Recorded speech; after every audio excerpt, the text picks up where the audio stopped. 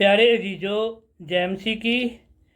जैसे कि हम सब जानते हैं कि सारी सृष्टि को रचने वाला एक ही परमेश्वर है और सारी सृष्टि उसके चलाए चलती है और उसके हुक्म को मानती है। और कोई भी मनुष्य या कोई बीमार परमेश्वर के विरोध में चलकर उससे ये नहीं बोल सकता कि मुझे अभी इसी समय चंगा करो। हाँ, अगर कोई परमेश्वर पर विश्वास करके उसके कदमों में झुक जाएगा, फिर प्रभु दया का सागर, भला करने वाला, चंगाई देने वाला, विश्वासी की प्रार्थना को सुनेगा और उसकी हर एक मुश्किल से आज़ाद करेगा। बीमारी चाहे कैसी भी हो, वो चंगाई देगा, क्योंकि मरकस 9 अध्याय उसके 23 पद में लिखा है, प्रभु यीशु ने बोला है कि विश्वास करने वालों के लिए सब कुछ हो सकता है। और भाइयों बहनों, जो विश्वास करके प्रभु के कदमों में आएगा, उसके लिए प्रभु सब कुछ कर सकता है। जैसे कि हम मत्ती की अंजील उसका 8 अध्याय और उसकी 1 से लेकर 4 पद तक जब हम पढ़ते हैं तो उधर एक कोढ़ी के बारे में लिखा है। और भाइयों बहनों, सबसे पहले हम ये देखते हैं कि उस टाइम बाइबल के अनुसार कोढ़ी को गांव से बाहर रखा जाता था, क्योंकि ये कोढ़ की जो बीमारी है उसका कोई इलाज नहीं था और ये छूत की बीमारी थी। जो आदमी कोढ़ी के संपर्क में आएगा या उसको छू लेगा, उसको ये कोढ़ की बीमारी हो सकती थी और इसको अशुद्ध माना जाता था कोढ़ी को।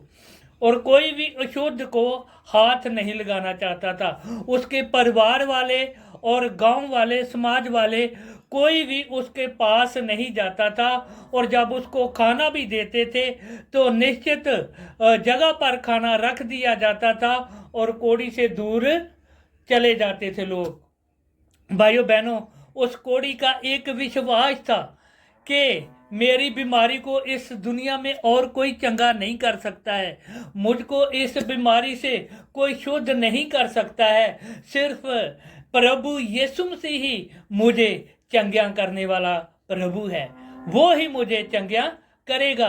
और बाइबल में लिखा है कि जब प्रभु यीशु पहाड़ से उतर रहे थे, लोगों को प्रचार करके, सुसमाचार सुना के, और बहुत बड़ी भीड़ प्रभु यीशु के साथ थी, और ये कोढ़ी प्रभु यीशु के पास गया। भाइयों बहनों, उसका विश्वास है कि प्रभु यीशु मुझे चंगा करेगा। और दूसरी बात, इसने ये परवाह नहीं किया कि लोग मुझे मारेंगे, मुझे पथराव करेंगे। इस अंजाम की परवाह किए बगैर निडर होकर वो प्रभु के पास गया विश्वास के साथ और जाके प्रभु के कदमों में झुक गया और प्रभु से बोला कि हे प्रभु, अगर आपकी इच्छा हो तो आप ही मुझे शुद्ध कर सकते हैं। भाइयों बहनों, इधर ध्यान दीजिए, जो 3 पद में लिखा हुआ है, कोढ़ी ने ये नहीं कहा प्रभु मुझे इसी वक्त चंगा कर, प्रभु मुझे चंगाई दे। प्रभु ने अपने आप को उसकी इच्छा के ऊपर छोड़ दिया कि प्रभु तुम्हारी इच्छा हो, अगर आपकी इच्छा हो तो आप मुझे चंगा कर सकते हैं। मुझ में कोई भी योग्यता नहीं है कि मैं आपको बोलूं कि मुझ में ये योग्यता है, मैं बहुत धर्मी हूं, मुझे चंगा कर। और भाइयों बहनों, प्रभु यीशु मसीह ने अपना हाथ बढ़ाकर उस कोढ़ी को छुआ, जिसको उसको घर वाले नहीं छूते थे, जिसको समाज के लोग नहीं छूते थे।